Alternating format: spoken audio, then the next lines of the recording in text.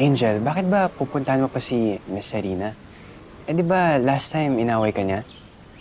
Makikiusap ako sa kanya na ibalik na yung mga tauhan namin. Tsaka, huwag niya na kaming guluhin.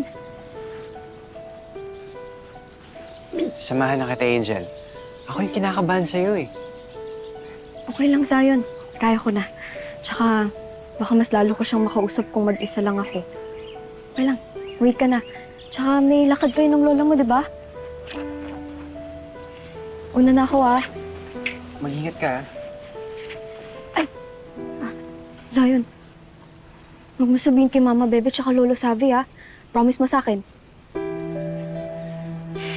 Kasi, promise. Promise, ah. Oh, basta mag-ingat ka ah. Ingat ka din.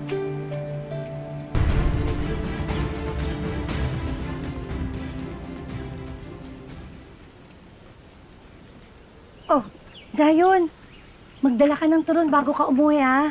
Uwian mo yung lola mo. Sige po, salamat po. Teka, nasa si Angel? Po?